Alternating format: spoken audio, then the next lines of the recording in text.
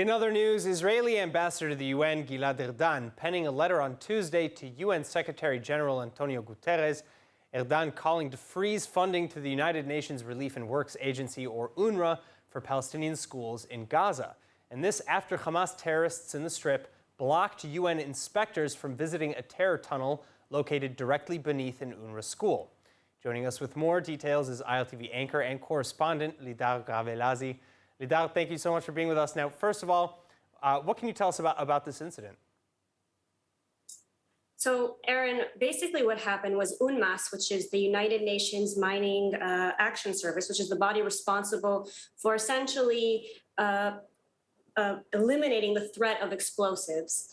They tried to arrive at an UNRWA school, or essentially a terror tunnel that was built underneath an UNRWA school, to search and make sure that there were no explosives, because as you know, the school year is about to start. They wanted to ensure that the UNRWA school was safe for children to enter and that there were no explosives left behind within the tunnel. But unfortunately, Hamas decided to block the UN inspectors and did not allow them from entering the school in the Zaytun neighborhood of Gaza. And essentially what happened then is that the UN also canceled another inspection, which was set for the Rafah neighborhood, where they found another terror tunnel under an UNRWA school. So what does the UN have to say about all these incidents? I mean, the UN inspectors are being blocked from UN sites. So Gilad Erdan penned a letter to the UN Secretary General. He hasn't received, as of yet, a formal response. But yesterday, in a press briefing, the spokesperson for the UN Secretary General, Stefan Dujarric, he said, our colleagues at UNRWA could give you the details when asked by a reporter about the incident. He said, what I can tell you is that it is critical for every UN premise anywhere in the world to be free of weapons or anything that would put that premise at risk. Now, he was pressed by the reporter.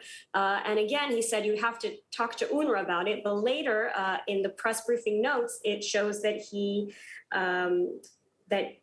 later shared a statement by UNRWA, which essentially protested what it said was the takeover of one of its schools by de facto authorities, in other words, by Hamas.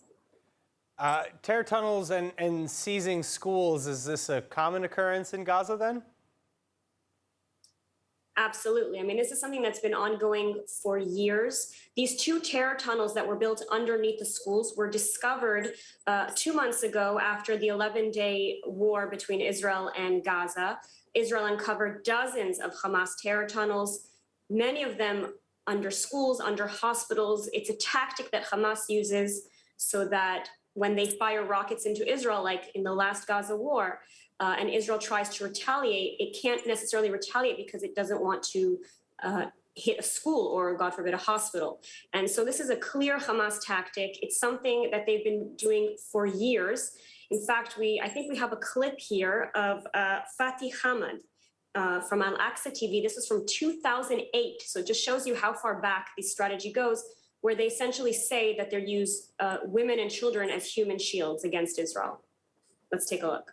ولا يعلمون أن الشعب الفلسطيني قد طور من موته ومن بحثه على الموت، ولذلك أصبح الموت عند الشعب الفلسطيني صناعة تجيده النساء، تجيده كل من في هذه الأرض، يجيده الشيوخ، يجيده المجاهدون، ويجيده الأطفال. لذلك شكلوا دروعا بشرية من النساء والأطفال والشيوخ والمجاهدين ليتحدوا بذلك آلة القصف الصهيونية، وكأنهم يقولون للعدو الصهيوني إننا نحرص على الموت كما تحرصون على الحياة. Wow. All right. So going back now to this latest incident, what will happen to these schools, and what about the children in these schools? Right. So as you know, the school year is fast approaching. And after a year where most of these children had to learn by Zoom because of the coronavirus pandemic, they're supposed to go back to school. But unfortunately, because the United Nations couldn't access these schools to ensure their safety, UNRWA has decided not to let some 4,000 Palestinian students return to school until these institutions, these schools, can actually be rendered safe. Wow. And can you maybe even give us a little bit more details than now about Gilad Erdan's letter to the UN Secretary General, because other than freezing funding, what is he asking for, especially now that we know that all these kids are going to be out of school for the time being, for the foreseeable future?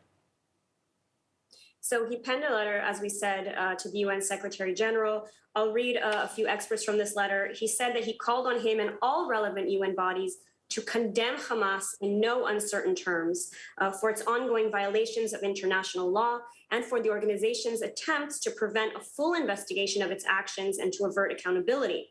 And moreover, he requested that the UN freeze all funding of UNRWA's facilities in Gaza and bar the usage thereof until the completion of a thorough and independent investigation of Hamas's use and abuse of these institutions to advance its reign of terror. That's in the letter. He goes on to also say that the UN cannot allow its own schools and buildings essentially to be used as a sanctuary for terrorists and for terrorist activity. But the bottom line is that he's calling on the UN and to freeze UNRWA's accounts. And as we know, UNRWA is basically operates at the behest of donors, countries like the United States, the UK, the European Union, all these countries who are funding this organization. And until these organizations don't stop their funding and actually hold UNRWA and the UN and Hamas accountable, unfortunately, incidents like this will most likely continue. All right, well, we know that we have similar calls to defund or at least pressure UNRWA from Impact SE educational reports, from UN Watch reports about staff members promoting anti-Semitism, etc. And of course, also by Gazans getting increasingly upset with Hamas for being used as human shields. So it's going to be very interesting to see if anything comes out of these reports anytime soon. Lidar Grave-Lazi, thank you in the meantime for shedding light on what's going on. Thanks, Aaron.